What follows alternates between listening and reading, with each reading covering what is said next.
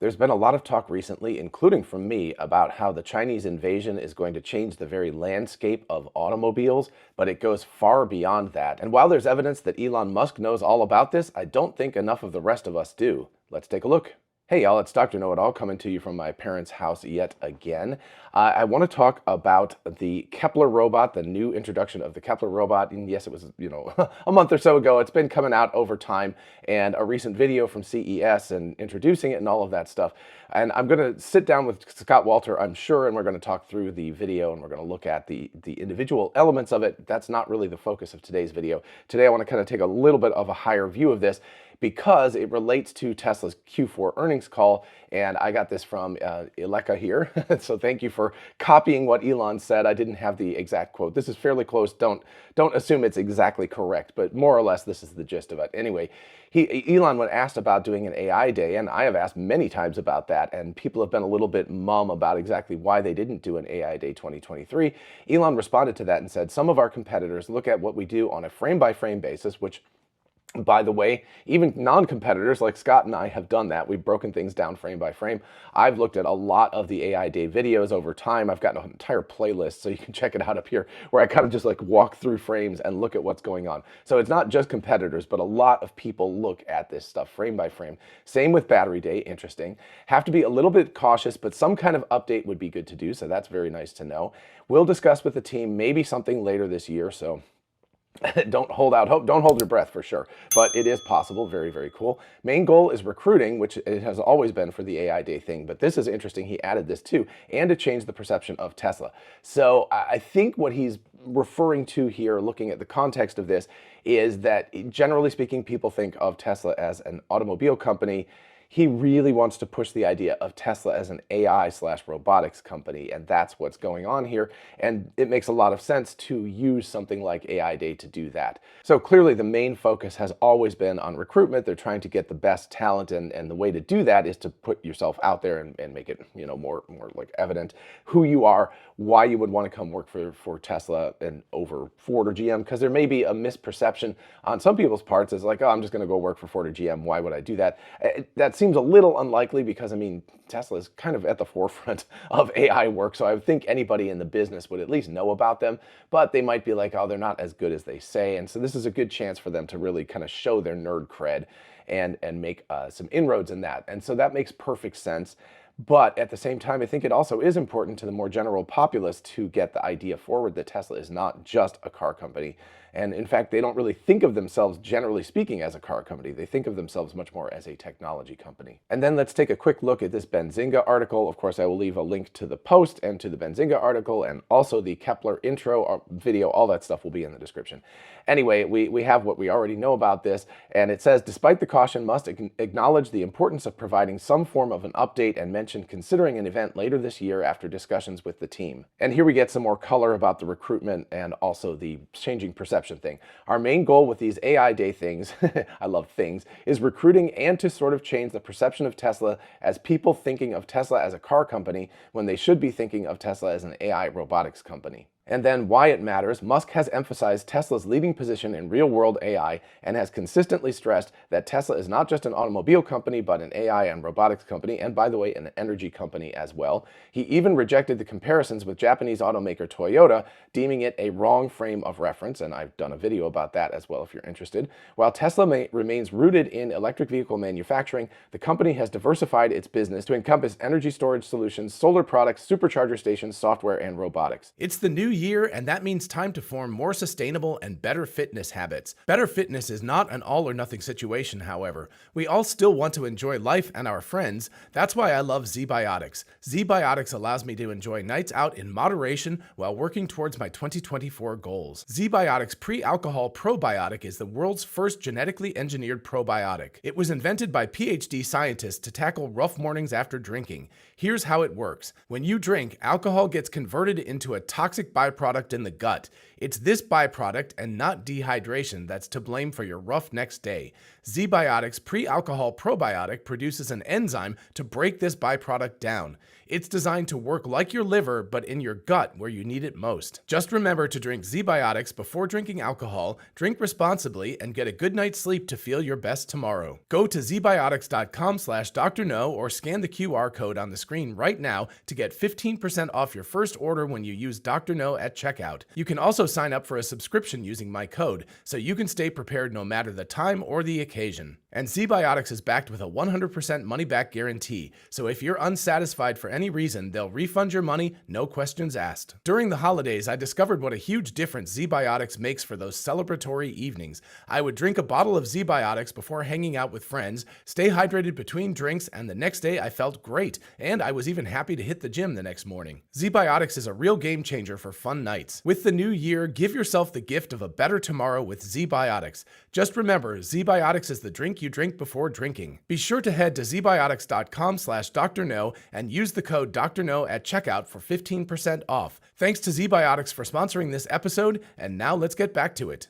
And so this takes us to the introduction of the Kepler humanoid robot. This is a Chinese company, Kepler Robotics. I've heard about them, we've talked about them before, but this is, an actual physical robot as opposed to a rendering. And yes, if you think this looks an awful lot like the last generation Optimus, Gen 1 Optimus or whatever, it does with blue. So clearly, and a lot of people, including Scott Walter, and the reason why I want to spend some time talking to him about this is that, they're like, wait a second, this thing looks an awful lot like a copycat, and it is a copycat. So you can see they've got planetary rollers for linear actuators, they've got rotational actuators, custom designed and everything. Looks very, very, very similar to the original Tesla bot, the last generation one, including the girdle, which has the front and back girdle. So I would expect the next generation of Kepler that would come out relatively soon will look white, just like Tesla's version of it. It'll be black and white or something more along the lines of that. If we watch this a little bit more carefully or more thoroughly here, you can see that, okay, so they've got the brains, all of that kind of stuff, which is, I guess table stakes at this point for humanoid robots. But you can see how it's doing a similar kind of motion. We don't have head turning or things like that. A lot of cabling on the outside. The way that the forearm actuators are constructed are very, very similar to what Tesla has done previously. This thing is the same thing that we saw with Tesla. In fact, we've got sorting that's going on the same as the Optimus, the Tesla bot. All of this is basically a copy of what Tesla had been doing. We've got the same sort of walking without the toe lift, which was an earlier iteration of what Tesla was working on. So you can see that this thing looks massively like that, including the egg stomp. Sorry, my face is in the way of that, but you can see like cracking the egg. So same thing. Tesla has already done that. They did this with a grand piano rather than with a motorcycle, but here we've got the linear actuator, planetary actuator lifting up a motorcycle. So, on and on it goes. It's basically the same thing as one of the Tesla demo videos. The deal with this is not so much that this particular company is doing it, but the fact that we've got so many companies converging upon the same sort of form factor. China in particular has no compunction about copying things as closely as humanly possible. The copyright and patent and trademark restrictions and things like that in China are, let's say, heavily skewed towards local companies. So if you're an international company and you're like, whoa, they violated our patents on doing X, Y, and Z, China is very unlikely to side with you if you're external to China over a China company. So it's very friendly to Chinese companies who want to go into this and want to look, again, frame by frame. You can see they looked at the last generation Tesla bot and they're like, okay, how did they build the wrist? Okay, how did they build the elbow? Okay, how did they build the actuators? So you can also see why Tesla and Elon Musk are a little bit hesitant to go and just show these things, because they're just like, holy crap, they're just copying everything we've got. Interestingly enough, this does have 3 different versions, which is something a little bit different than Tesla's version. It's got the blue version is like a factory sort of worker version. There's a yellow version that is a hazmat version, which is kind of cool. So I guess it would be ruggedized. There would be something that would be coating it to make sure that it going into hazardous environments, it would be okay. So there's that, and then there's another version. I can't remember exactly what it's for. It's like another sort of outdoor version maybe or something like that. So anyway, there are 3 different versions of the bot explicitly called out. So it is something a little bit different. But in terms of the design of this, it's clearly as close to a copycat of Tesla as possible. So this puts you in the conundrum of being the leader in the space and sharing your ideas and everything. Tesla has been very open about this stuff, and they've done their AI days, and they've, said like, here's how we build it. Now they're doing videos that are a little bit more like, watch, Optimus sort these things, and we don't really tell you exactly how it does it. But at AI Day, they've been very, very clear, and for full self-driving as well. So, they've really laid out exactly how they're doing things and where they were at a particular time. Not saying that full self-driving is the same as it was in September of 2022. We missed it. It's been over a year now. But the latest updates, and then CVPR 2023 had further updates, but we've been able to kind of reconstruct what Tesla's doing, and that reconstruction allows companies with some funding to be able to copy. And the sort of second or third mover advantage, of course, you have is it costs way less money because you already see what the proper way of doing something is, and you don't have to waste time tracking down different ways of doing stuff and all that. So Tesla is in a little bit of a quandary in terms of like, what do they do? Do they continue to share as publicly as they have, in which case they could be giving away some of the keys to the kingdom? Again, a lot of it is really in construction and manufacturing of things, but you don't want other companies to just be able to completely copy you immediately. But at the same time, Tesla's sort of ethos is to be able to say like, hey, we're sharing. They shared the 48-volt architecture PDF with Ford, GM, other car companies. And they just said, here you go.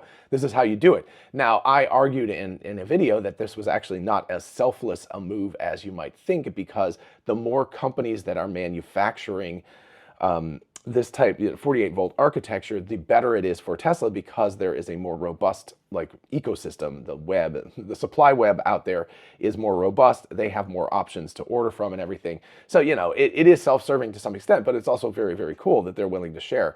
So it can be both at the same time. But anyway, the problem here that's exemplified by Kepler, and also I've seen Xpeng's, their full self-driving software stack and everything, the visualization, all of this stuff looks really, really, really similar to what Tesla has. And so you're seeing companies that are completely shamelessly copying what Tesla does without any changes, and just going like, yeah, we can do this too. And so regardless of the fact that this is a generation behind Tesla's current Optimus, and you can see that in the way it walks, the way the fingers move, the way the head doesn't move, the fact that it's doing a sorting demo and demos like the last generation Optimus as opposed to the current one, it doesn't really matter because they're able to catch up. And so the delta between where Tesla is and where these guys are used to be maybe this big, and now it's this big, and then it's going to go like that. And it'll keep having like Zeno's arrow, and it'll keep getting closer and closer, but eventually it will become so close to Optimus that effectively for most people, if you can get it for the same price or cheaper, you'll just be like, sure, that's fine.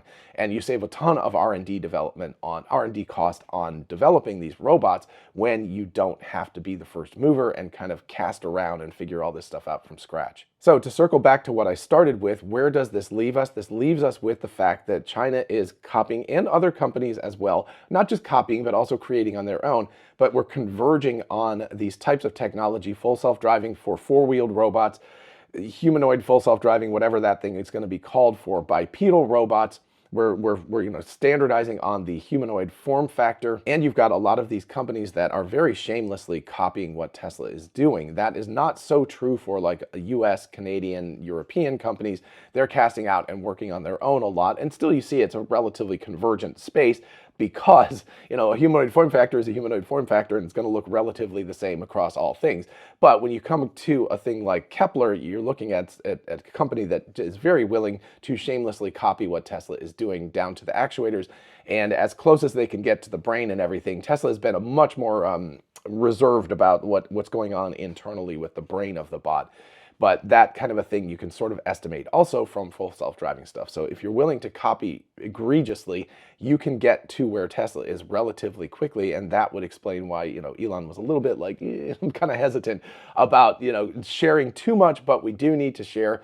So again, they're in that first mover conundrum of not wanting to give away too much, but also at the same time, you want to make sure that you keep projecting out who you are and talking to the world about what you are, recruiting, changing the perception of Tesla, all of these kind of things. So anyway, I don't have an answer for what Tesla should do about this. It's very complex because obviously they are being copied and there's no question about that. And so they can't share too much because otherwise they give away the secret sauce that makes their company special. But at the same time, they also have to remain open and consistent with their ethos and sharing these things with the public, and also having the public perception of Tesla be that it's an AI/robotics company rather than just an automobile company. So those are my thoughts about all of this. I would be really interested to know what your thoughts are. Let me know in the comments. Be sure to like and subscribe. And again, a big thanks to ZBiotics for sponsoring today's video. Be sure to check out the link in the description to get 15% off your first order. See you in the next one. Bye-bye.